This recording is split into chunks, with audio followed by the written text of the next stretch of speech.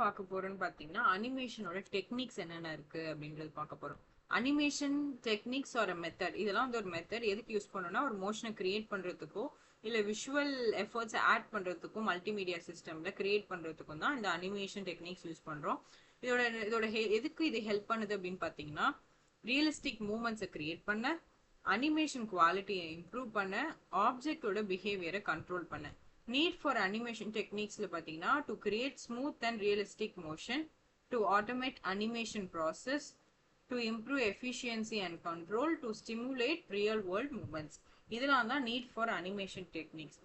ஒரு ஸ்மூத்னஸ் இல்லை ரியலிஸ்டிக் மோஷனை கிரியேட் பண்ணுறதுக்கும், அனிமேஷன் ப்ராசஸை ஆட்டோமேட் பண்ணுறதுக்கும், எஃபிஷியன்சி அண்ட் கண்ட்ரோலை இம்ப்ரூவ் பண்ணுறதுக்கும், ரியல் வேர்ல்ட் மூமெண்ட்ஸை ஸ்டிமுலேட் பண்ணுறதுக்கு யூஸ் பண்ணுறது அந்த அனிமேஷன் டெக்னிக்ஸ்.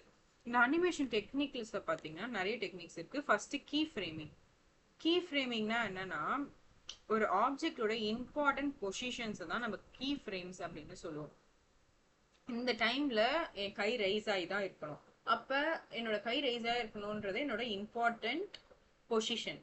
எந்த இடத்துல 0.07 செகண்ட்ஸ்ல. ஓகே, ஸோ இதான் key frames define important positions of an object at specific time. Intermediate frames are automatically generated. மற்ற ஃப்ரேம்ஸ் எல்லாமே ஆட்டோமேட்டிக்காவே ஜென்ரேட் ஆயிடும். ஸோ இப்போ நான் ஒரு 3 point A, point B, point C வச்சிருக்கேன்னா அதுக்கு ஏற்ற மாதிரி இந்த பொசிஷன்ஸ்லாம் அது ஆட்டோமேட்டிக்காவே ஜென்ரேட் ஆயிடும் ஃப்ரேம்ஸ். இது வந்து ஸ்டார்ட் அண்ட் எண்ட் பொசிஷனை கண்டிப்பா டிஃபைன் பண்ணும். Smooth transition between frames. Animation creation simplifies and manual ஒர்க்கை ரெடியூஸ் பண்ணி அது ஆட்டோமேட்டிக்கா என்ன பண்ணுது, ஃப்ரேம்ஸை ஜென்ரேட் பண்ணுது, நடுவில் இருக்க ஃப்ரேம்ஸ் எல்லாம். So twinning na in between. Twinning na in between generates intermediate frames between a key frames. அதாவது ரெண்டு கீ ஃப்ரேம்ஸ்க்கு நடுவுல இருக்கிற ஃப்ரேம்ஸுக்கு ஜென்ரேட் பண்றது தான் இந்த ட்வின்னிங் அப்படின்னு சொல்லுவோம். அதாவது கீ ஃப்ரேம்னா என்ன சொன்னேன், இது start position and end position கண்டிப்பா வச்சிருப்போம். ஸோ இந்த ட்வின்னிங்னா என்னன்னா அந்த ஸ்டார்ட் பொசிஷனுக்கும் எண்ட் பொசிஷனுக்கும் நடுவுல இருக்க ஃப்ரேம்ஸ் எல்லாம் ஜென்ரேட் பண்றது அந்த ட்வின்னிங்கோட வேலை. இதுல வந்து 2 டைப்ஸ் ஆஃப் ட்வின்னிங் இருக்கு. ஒன்னு வந்து மோஷனை ட்வின் பண்ணும், இன்னொன்னு வந்து ஷேப்பை ட்வின் பண்ணும். ஓகேங்களா, அதாவது மோஷன் ட்வின்னிங் ஃப்ரேம்ஸை கிரியேட் பண்ணும், அப்படி இல்லைன்னா ஷேப் ஒரு ட்வின்னிங் ஃப்ரேம்ஸை கிரியேட் பண்ணும் இந்த இடத்துல.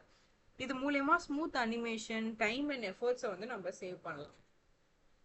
அண்ட் தென் மார்ஃபிங் என்னும் போதே நமக்கு தெரிஞ்சிச்சு smooth transformation of one object into another. ஒரு ஆப்ஜெக்டை இன்னொரு ஆப்ஜெக்டா மாத்துறது தான் மார்ஃபிங் அப்படின்னு சொல்லுவோம். ஓகேங்களா, smooth transformation of one object into another. இது வந்து கிராஜுவல் ஷேப் சேஞ்ச் இருக்கும், கண்டினியூஸ் டிரான்ஸ்ஃபர்மேஷனா இருக்கும். இதோட அப்ளிகேஷன் வந்து என்னன்னா மூவிஸ் அண்ட் விஷுவல் எஃபர்ட்ஸை இதை யூஸ் பண்ணலாம். Gradual shape change, continuous transformation. Application வந்து movies and visual efforts. Next forward kinematics.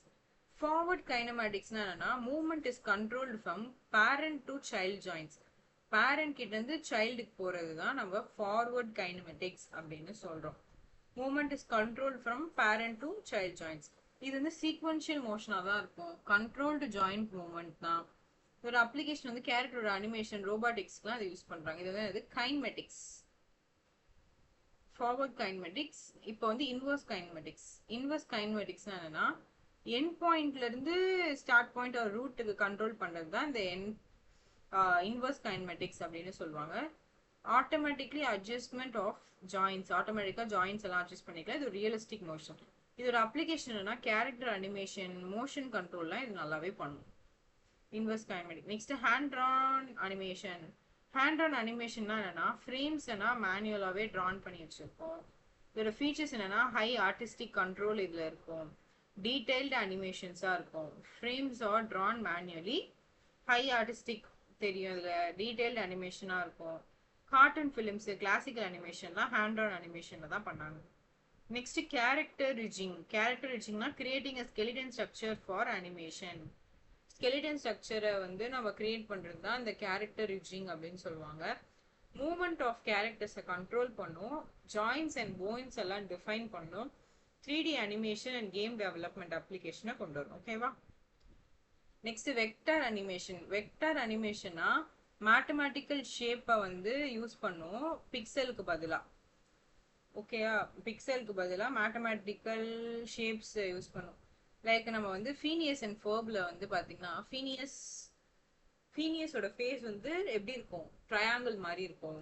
Platypus வந்து எப்படி இருக்கும், ரெக்டாங்கிள் மாதிரி இருக்கும். ஸோ இதெல்லாம் தான் இந்த வெக்டார் அனிமேஷன் அப்படின்னு சொல்றாங்க.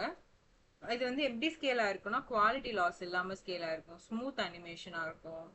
அப்ளிகேஷன் வந்து வெப் அனிமேஷன், மோஷன் கிராஃபிக்ஸ், இது ரெண்டுத்துலயுமே இதை நம்ம யூஸ் பண்ணுவோம்.